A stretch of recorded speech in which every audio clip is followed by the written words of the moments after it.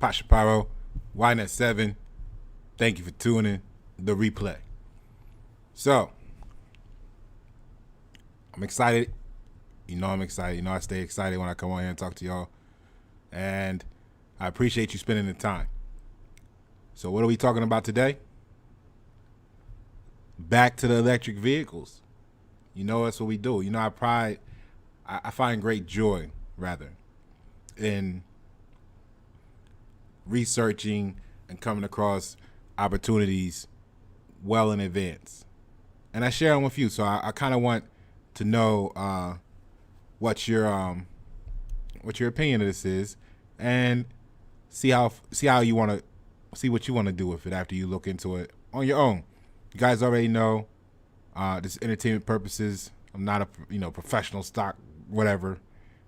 Just having some fun, just sharing my life with you guys. And let's take a look at this, right? So I had been watching a stock last week, and I got into it on Friday. I pulled the trigger, got into it on Friday. I bought in on a little bit of a dip, and said I'm gonna get an initial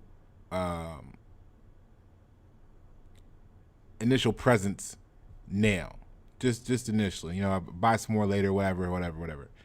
So I wanted earlier today, the article came out a while ago, but earlier today I saw this article and it reminded me of my mindset when I jumped into the stock last week, and I wanted to share the stock with you. I had it on the list of things to share with you, and this is what we're going to do now. So let's take a look at the article first. Some of you may have seen this, some of you may have not. So the article was saying that it's actually, and it had this image up here of the old time, electric vehicles way long time ago, like long before the people that think that it's new technology would ever consider that there were electric cars. A lot of people don't realize that there were electric cars in the early 1900s already. So with that being on the table, right, you got to ask yourself, well, if electric cars have been around since 1900s, what is the pickaxe? Now, you guys know who brought you Romeo Power early on. Like every other company, they're going through their ups and downs, but I'm glad to see a lot of people were able to take advantage to help support that company grow when they needed it the most, right? That's what this is all about. So Romeo Power, some other things we talked about. So we are well aware of the value of the batteries to the whole electric V market. While everybody else is, pushing into whether to buy Tesla, whether to buy NIO, we did really well on NIO, and we're not worried about NIO right now because it is what it is. You know what I'm saying? So, but I think I found something that is going to be really, really big. I'd never give you any false promises, right? So with that being said, I don't know exactly when this will be, the explosion with this company will happen. I think it'll be soon, but then how do you define soon? But let's look at some of this information here. Nice little picture of a old time electric vehicle. You see the little plug running into the house or the home, whatever that is, the building. So, and it speaks about in the article that for more than a century, the promise of electric vehicles has been parked just beyond the nearest traffic light.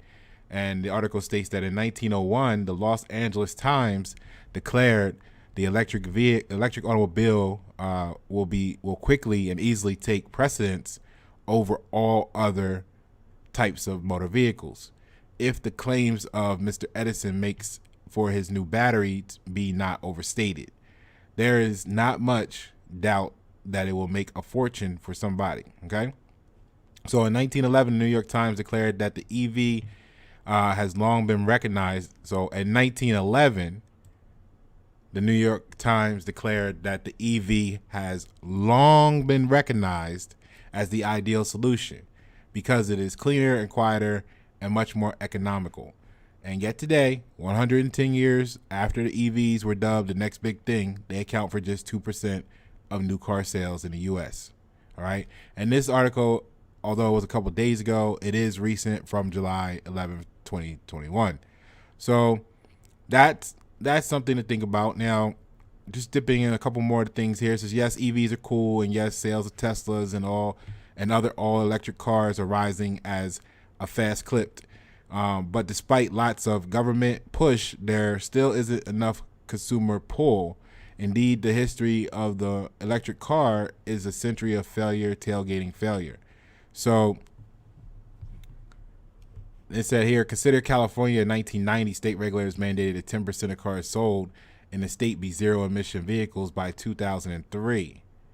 The state now offers up to $7,000 in rebates to EV buyers. In addition, EV drivers can use California HOV lanes even if they have only one person in their car. Despite these incentives, only about 6% of the cars in California today have an electric plug. So federal policymakers are ignoring California's failure to jumpstart widespread EV adoption. Earlier this month, the House of Representatives passed an infrastructure bill that included $36.6 billion in funding for EV charging networks and electrification of transportation. So it said, as he explained in his June 30th testimony before the House Select Committee on the Climate Crisis, I'm pro-electricity. Over the past 16 months, published a book. Okay, it says I also launched the Power Hungry podcast, which focuses largely on electricity, nuclear energy, and the electric grid. So anybody that wants, some information on there, be sure to stop by and check out his podcast, his or her podcast. So EVs are coming down in price. Skipping ahead, EVs are coming down in price. Actually, let me go back because this is part of what this right here is a good part of why we're talking about this company that we're going to speak on today. So it says, so yes, I am pro-electricity, but I am adamantly opposed to the notion that we should electrify everything, including transportation. Which actually, that comment is kind of profound. Tell me what you think about the current situation with wanting to electrify everything. Then you figure your home is going to be electrified, power production is going to be electrified, right? Everything will be electrified, and there's some risk with that type of system. What do you guys think about that? Pros, cons, let me hear about that in the comments below. Let's get back to the article. So electrifying everything, including transportation. The big problems with EVs are affordability, resilience, and supply chains. Now, EVs are coming down in price, but they are mostly being purchased by the Benz and Beamer crowd. The average household income for EV buyers is about $140,000, and that's twice the U.S. average. So furthermore, low and middle income Americans are facing significant rates increases for grid upgrades to accommodate EVs. Look at that statement. Low and middle income Americans are facing significant electric rate increases for grid updates to accommodate EVs. So as normal, the low and middle class are paying for everything. At least that's what I hear is the case. So proof of that can be seen by looking again at California. Last month, the California Energy Commission estimated the state will need 1.3 million new public EV chargers by 2030, likely to cost to ratepayers of about $13 billion. So meanwhile, blackouts are almost certain this summer, and electricity prices in the state are, as energy analyst Mark Nelson recently put it, absolutely exploding. So look at that. Remember they were talking about the supply chain issues? Think about this. You got blackouts in the state. You got, so there's already a crisis with the electricity grid, right? And we already know that infrastructure needs to be revamped. That's part of why we were talking about Dark Pulse. Great look for infrastructure. If you haven't seen the videos that we did on Dark Pulse, hop over to the other video, check it out. Lots of detail. Good looks for the future. Good looks for the economy. Good looks for the nation. Take a look at the video. So getting back to the article, now with it being a situation like that, and you're wanting to put, let's say we were already at 2030 and the grid and the battery and everything hasn't changed, you're talking about blackouts, you talk about potential failures in the power grid. How are you going to charge your EV, right? So aside from solar applications, the next best thing would be to make sure you're getting the most efficient battery in these applications that you can get, right? All right, so let's take a look. The cost increases are happening in a state with the highest poverty rate and the largest Latino population in America. So take a look. If you want to read the rest of this article, feel free to do so. It's on Real Clear Energy, and here's the title. I'll give it to you one more time so you can find it, by Robert Bryce. Okay, check it out. Now, hopping over to moving into the solution, right? The company that we're going to be looking at today is Coretec. Okay, some of you may have heard of it, some of you may not. Its ticker symbol is C as in Charlie, R as in Robert, T as in Tom, G as in go for the goal, right? CRTG. All right, so what we're looking at here is nanotechnology enables the next generation of EV charging, okay? So this article is also from this year. I like it. You know, there's a lot of stuff from like 2020, mid 2020, early 2020, and you know how technology moves and stuff. That could easily be outdated now, or if not outdated, it just wouldn't be as accurate as something that was written last week. Now, again, even though it was written last week, doesn't mean it's factual. This is all for your entertainment purposes. I'm not saying that this is fiction, but I'm saying we weren't there in those meetings and those laboratory tests, so we have to go with the information and make the best decision that you can make off the information you have. So let's review this. Automotive manufacturers are striving to create a more sustainable future with the introduction of new electric vehicles. So the advent of these electric vehicles will see a major shift in energy, with the need to see a more robust fast charging network, and silicon anode batteries could be the key technology that makes this scenario a reality. So in an interview with Power Electronic News, Kraft, which is the CEO of Coretec, we highlighted the properties of these new solutions and analyzed which materials could contribute to the development of e-mobility. The Coretec Group is committed to developing and commercializing technologies for several promising markets, such as energy storage, solar, solid-state lighting, printable electronics, and 3D displays. So our focus is on advanced materials that enable next generation technologies in global challenge area, right? In the global challenge area.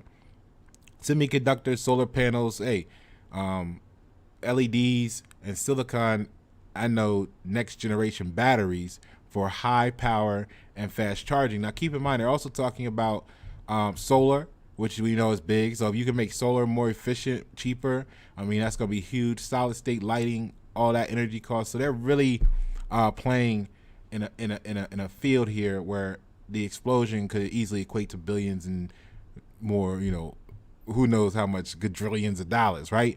So, and there's a reason why I'm bringing this company to you, because they pretty much have something that nobody else has. You know, we like that when we're dealing with people who are first.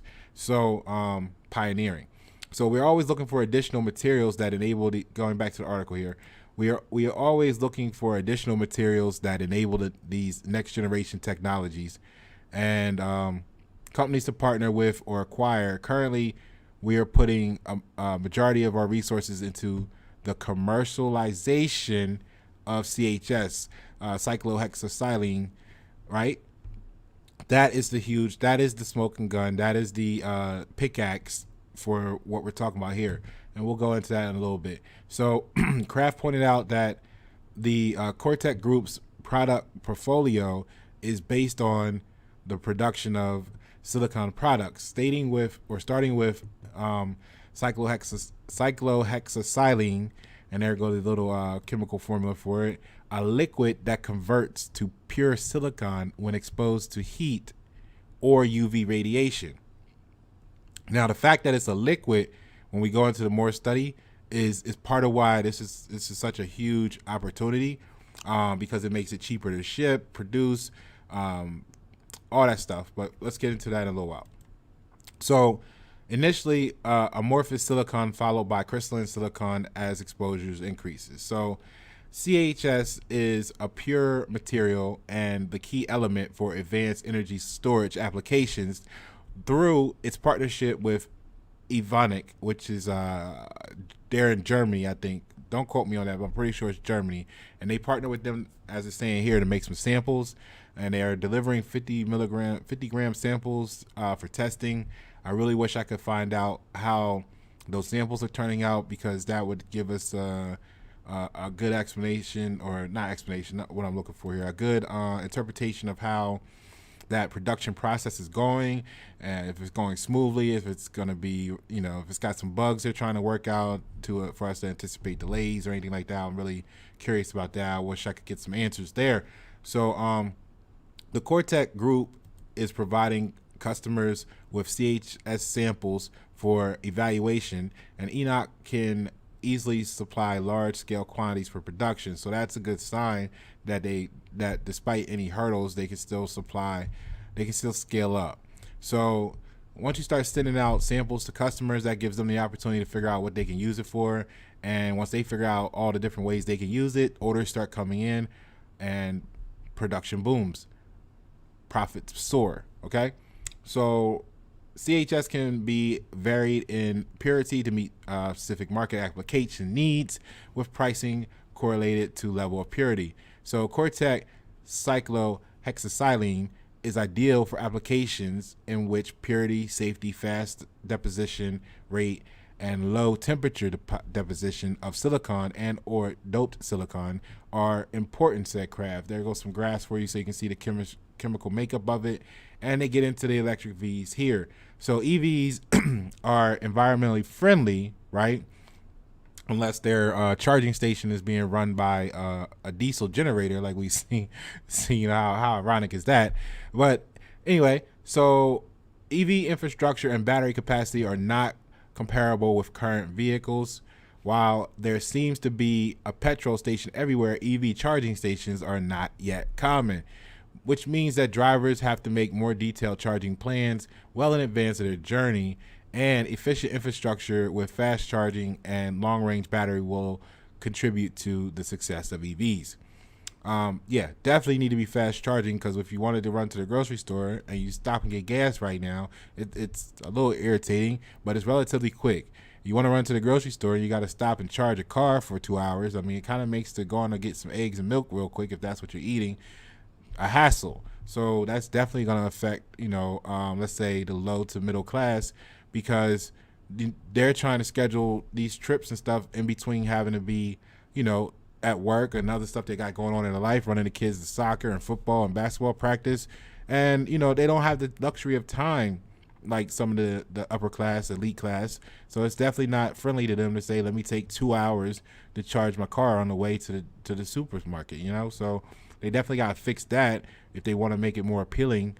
And then this is where the companies like this come in, because the batteries are a large part of making that a reality. So many manufacturers are looking for new solutions, materials to overcome the limitations of graphite anodes in lithium-ion batteries. New silicon anode battery technology promises to charge batteries quickly to over 80% of their capacity in 5 to 10 minutes without physically damaging the battery, while also increasing the energy density 2 to 3x. So basically now, 5 to 10 minutes is still like, what the, when you're stopping at a gas station, so to speak, that would be insanely long unless there was some sort of line for some reason. But when compared to what about charging your car 8 hours overnight, and whatever it is for that stuff, 5 to 10 minutes sounds like something that the public can begin to start to wrap their minds around in living the life that they've become accustomed to. So upcoming Gen 2 Li-ion batteries will see new materials incorporated to increase energy density and solve swelling problems, because what they're basically saying is they have some other options, but the problem is when over time, if this is how they look, then they expand and contract. And think about water when you freeze it, the expansion contracts, and when you put that water into a concrete sidewalk, and it expands and contracts in the winter times where it freezes, the sidewalk starts to crack up, right, and break and deteriorate. It's a catalyst for the erosion process, right? So that's what would be going on in your battery in your car if they use some of the other technologies, and it wouldn't last long. And as this expansion and contraction process repeats, it also reduces the ability for the functioning components of the battery to retain their charge and energy. So if you had a battery that used to hold a charge at 100%, this is going to cause it to be max full at 60% of what the original capacity was, because of the wearing out of all the expansion and contraction at best. And worst case scenario, the expansion and contraction process is going to destroy the actual battery, and it'll need to be replaced, driving up the cost of ownership of EV vehicles. So here we are. So Kraft explained how CHS offers a much faster rate of device fabrication than traditional precursors, and more importantly, generates amorphous nanostructures, which means batteries can charge quickly without swelling. Such material also helps to withstand many charges and discharge cycles, an important consideration for e-mobility.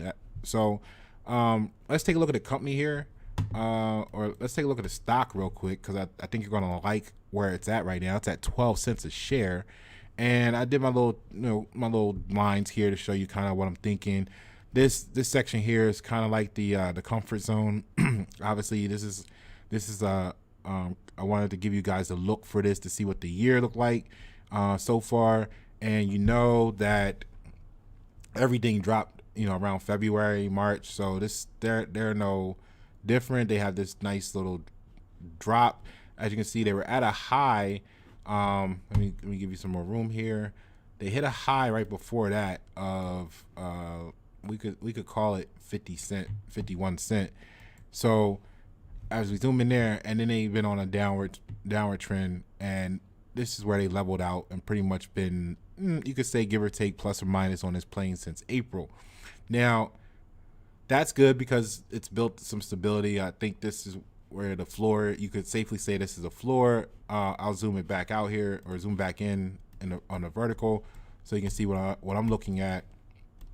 I think this will be definitely the actual comfort zone based on discounting factors from January 1. This is where it looks like the safe zone is going to be between 11.8 or 11 cent, 11.86, however you would say that as cent. So 0.1186 to safely 0.124. It's probably going to bounce around in there a lot. But we're looking for, as you can see here, the past has dipped down to as low as 5 cents, third quarter of 2020, before the explosion that it had in price. Now, what I think is, and these are daily charts, normally I like to keep and show mine on 3 minutes. But for this case, I wanted you to see this company because, 12 cents is a great price, but there's not a lot of movement from that right now. And I think that's a good thing, but it's also not a lot of volume with it. As you can see over here, the average volume on it is about 67,000. The latest volume was 31. So it's one of those stocks that it's a penny stock, so definitely the risk is high, but the product is great, and they're the first ones doing it, and the industry needs it, and they're at the point where they're giving out samples. So that means that once the like I said, the orders start coming in, this stock is going to soar, and then once people start using it, other corporations, and find more uses for it, demand is going to increase, et cetera, et cetera, et cetera. We already know the EV market is going to eat this up. So other markets are going to find uses for it, and this is going to explode. The question is when, right? So let's take a look at the company here. This is their conversation from December 2020. So Cyclohexasilane enables silicon anodes, and they're saying that the EV industry needs more powerful, which we went over, cost-effective batteries capable of addressing range anxiety, charging time, and longevity. I like how they worded that, range and anxiety. So many chemistries and manufacturing methods are being investigated, from a material performance perspective, silicon anodes show to have the most promise. However, the question remains whether the manufacturing methods used to create these anodes retains the enhanced charge capacity. So silicon anodes have been sought for use in lithium-ion batteries due to their order of magnitude higher charge capacity as compared to traditional graphite anodes. However, initial experiments with silicon anodes revealed severe problems with cycle life as macroscopic size silicon expands to almost 300% of its original volume upon initial lithiation. I don't know if I said that right. Work with me. Okay, so nanostructured silicone, right, has somewhat addressed this expansion, but the continual buildup and breakdown of SEI, solid electrolyte interface layers, has made even these structures less than ideal to address cycling life. So this is where CHS comes in. Cyclohexasilane, by contrast, can be easily deposited as an amorphous thin film, which has shown capacities over 3,000 amp hours or microamp hours, milliamp hours per gram, and capacity retention above 85%. However, the real density of this amorphous thin film still does not compare to the commercial batteries at 0.2 milliamps per centimeter squared compared to 2 to 4 milliamp hours centimeter squared. All right.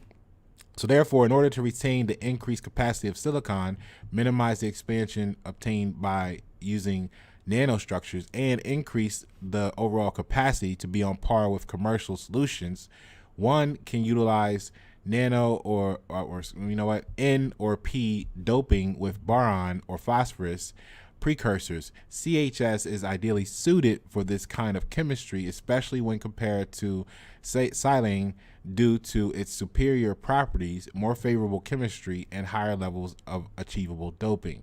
So we believe that CHS shows promise in creating silicon anodes that will enable lithium-ion batteries that have the necessary charge density and cycle life to create an inflection point in the market adoption of electric vehicles. All right, so I got some other articles here. Again, the stock is currently sitting at 12 cents, and excuse me. So here's where it talks about that product. The Coretec Group CHS is processed as a liquid, right? And that's leading to, as I was talking about earlier, lower costs, or leading to the use of lower cost solution-based processes when compared to traditional gas state silanes. Its novel new composition delivers 6 times the silicon in one molecule, making it an excellent source of silicon in applications including energy storage, solar, solid state lighting, microelectronics, and printable electronics. Okay, so check that out if you want to. They also got some other stuff they do, like you can look into C space if you want to. I think that's going to be cool, but my focus is on the CHS. Now, you know, we got to look at the leadership, so I think this is a good opportunity here.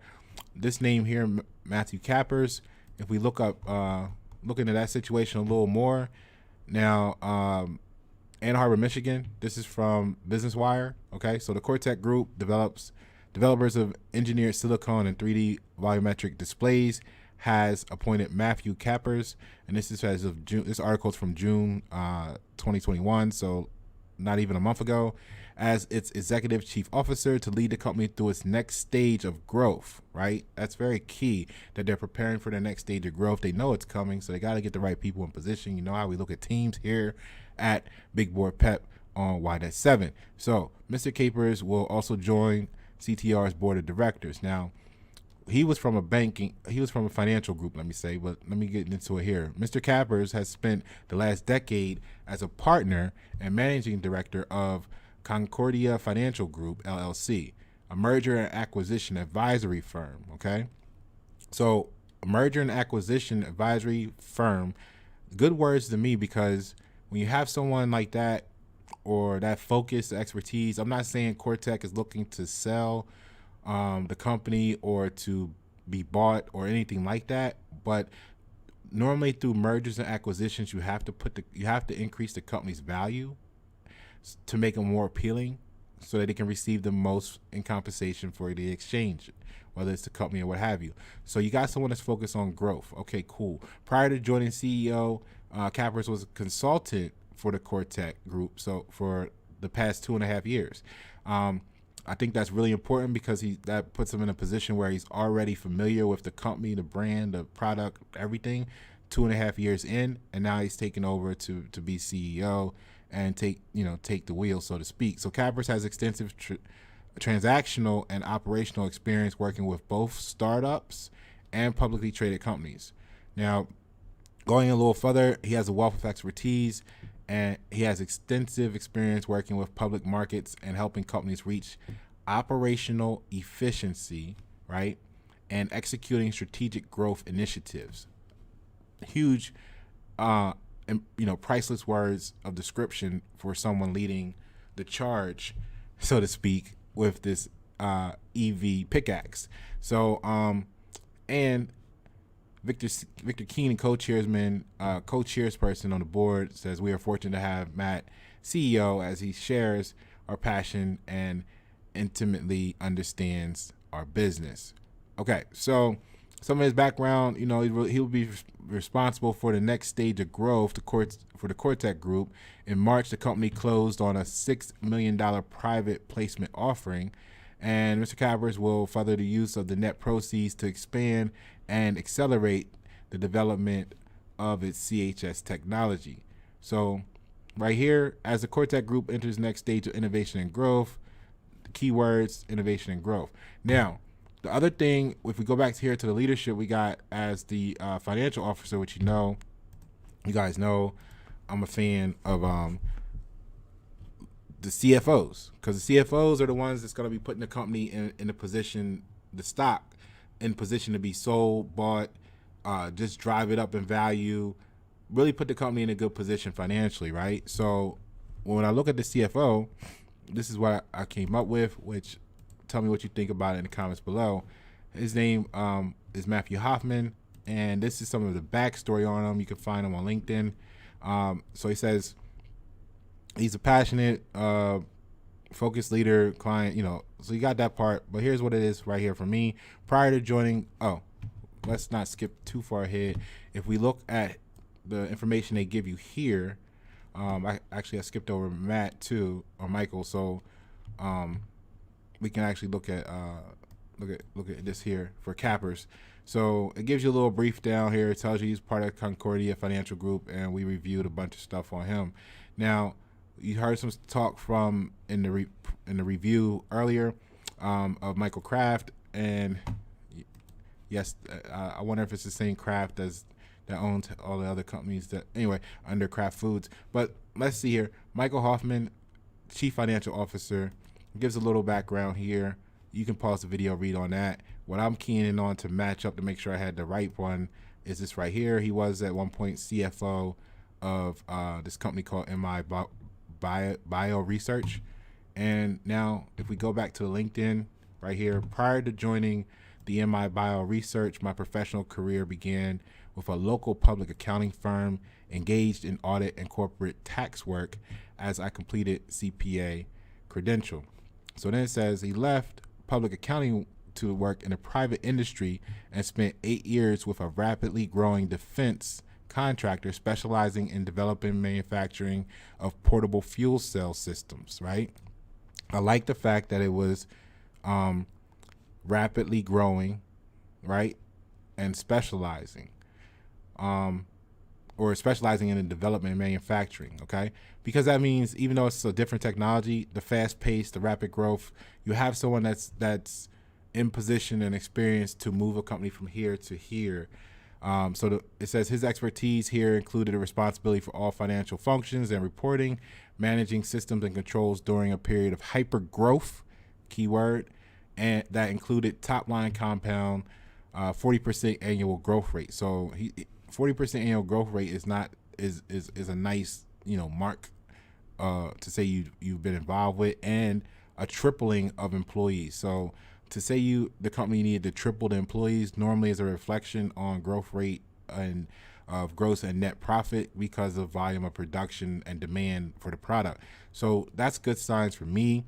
If you want to learn more about him, there's his LinkedIn, and of course he has a mini bio on the Coretec website. So that is it in a nutshell. Without going too deep right now, I mean that's pretty thorough, but we're looking at these levels here of support. So 1964 was a good year for somebody, I'm sure, and we want to see it get to that point. I'm not saying it's going to be there tomorrow. As you can see, the stock really hasn't moved too much for the better part of this year after it reached the bottom. I guess you could call the new bottom here at 10 cent back on May 18th, so to speak. But we got a lot of opportunity for growth. Now, you know how I like to always say these rapid jumps like this. Now, this is representing a day here, each bar. So these rapid growths, they create resistance marks and stuff, but I don't really value them as much when it's just a spike and then a fall, because we really don't have a lot of data to support that. But these are the lines we want to look at. So we're sitting at 12 cents. Of course, we don't want to go below 10. Slow moving stock. So, you know, it's kind of like Vion, where it kind of like hovers just in the same spot. 19.6, so basically 20 cents is where we want to look to get to, and then the next thing would be 25, and then 30. It's almost actually like a little 5 scale there. So lots of growth rate opportunity. Once this takes off, sky's the limit. I'm Pasha Paro. This is YNet7. Let me know how you feel about this stock and what their product is, and how you think it'll impact the EV market. And they also are producing things, like you said, for solar and other highly sought after high value industries right now. So tell me what you think about in the comments below. CRTG. I'm Pasha Paro. YNet7. Big board pep for my peeps.